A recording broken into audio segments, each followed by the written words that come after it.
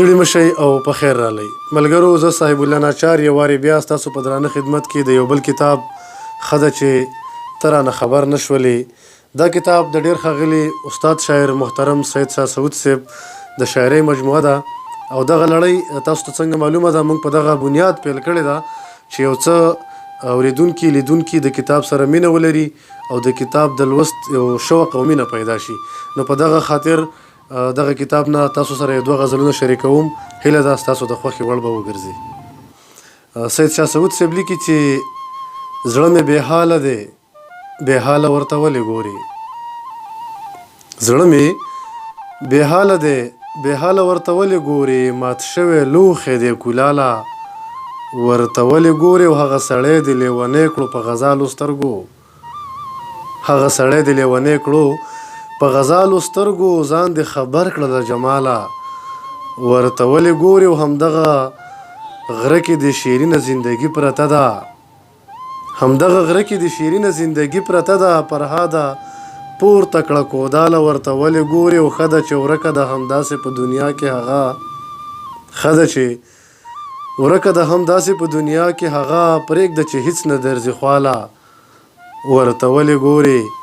چا ورته وې له اداګانو د غزل جوړوي ستا په کتلو وي خوشحاله ورته ولې ګورې. او درته یادېږي ورانې شوې ودانۍ سوده چې بلبلانې کوي ځاله ورته ولې ګورې. چې بلبلانې کوي ځاله ورته ولې ګورې. او د دغې ترڅنګ د سعود صاحب دغه یو بل غزل به هم د تاسو نظر کومه چې تصویره وران اوسه زه تا ته انتظار کومه. تصویره وران اوسه زه تا ته انتظار کومه. زما په شان اوسه زه تا ته انتظار کومه. زما په زړه د شین ځنګل هډو پروا مه کوه.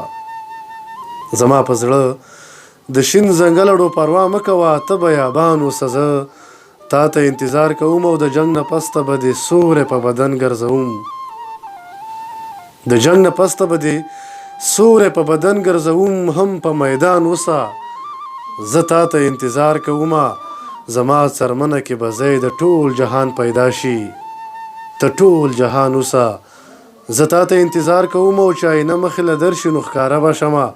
هم زما ځان اوسه زه تا ته انتظار کومه. یو وخت به راشي چې حمزه به د همزولې شمه. سعوده ځوان اوسه زه تا ته انتظار کومه. تصویره وران اوسه زه تا ته انتظار کومه. زما په شان اوسه زه تا ته انتظار کومه.